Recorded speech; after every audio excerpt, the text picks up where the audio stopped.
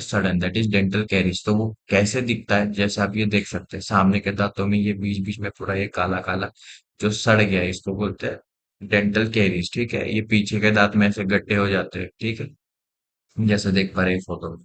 अब उसमें भी जो दांतों का सड़न होता है वो अलग अलग प्रकार के होते हैं। ठीक है, अलग अलग टाइप के होते हैं। पहला होता है इनेमल कैरीज, दूसरा डेंटल, पल्पाइटिस, पेडोंटाइटिस। ये किस किस बेसिस पे होता है? देखो, दांतों के तीन लेयर होते हैं। जो सबसे ऊपर व्हाइट वाला दिख रहा है, इसको इनेमल बोलते हैं। ठीक है, और जो अंदर में पीला पीला दिख रहा है, इसको डेंटिन बोलते हैं। और ये जो अंदर में है रेड कलर का, ब्राउन कलर का दिख रहा है, इसको पल्प बोलते हैं, जो नस होता है दांत का। ठीक है। तो सबसे पहले सिर्फ ये व्हाइट वाले पोर्शन में होगा, इनेमल वाले पोर्शन में, तो उसको अपन क्या बोलेंगे? Enamel carries. ठीक है, जो इनेमल कैरीज होता है तो उसमें आप में कुछ प्रॉब्लम नहीं होता है। ठीक है, सिर्फ खाना फंसता है। लेकिन डेंटनल कैरीज जैसे ही होता है, ये पीले वाले पार्ट में जैसे ही पहुंच जाता है, तो क्या होता है, ठंडा गर्म खाते हैं तो सेंसिटिविटी होना चालू हो जाता है। ठीक है, उसका मतलब क्या है, अपना सडन ये डेंटिन तक पहुंच गया। ठीक है।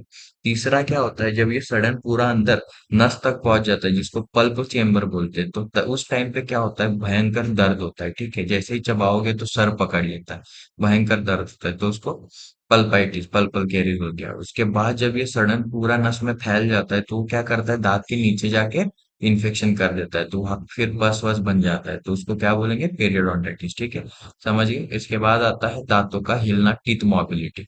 इसमें क्या होता है, जैसे अपन मुंह की सफाई प्रॉपर नहीं रखते, प्रॉपर ब्रश नहीं करते, ठीक है, कुल्ला नहीं करते, मुंह में खाना रह जाता है। ठीक है, तो उससे क्या होता है, दांतों के बीच में खाना जमने लगता है। ठीक है, तो उससे क्या होता है, वो धीरे धीरे वहां पे बैक्टीरिया जाके ग्रो करने लगते हैं। ठीक है, इन्फेक्शन हो जाता है, तो वो क्या करता है, वहां पे मसूड़े को गलाना चालू कर देता है, जिससे क्या होता है, हड्डी गल जाती है।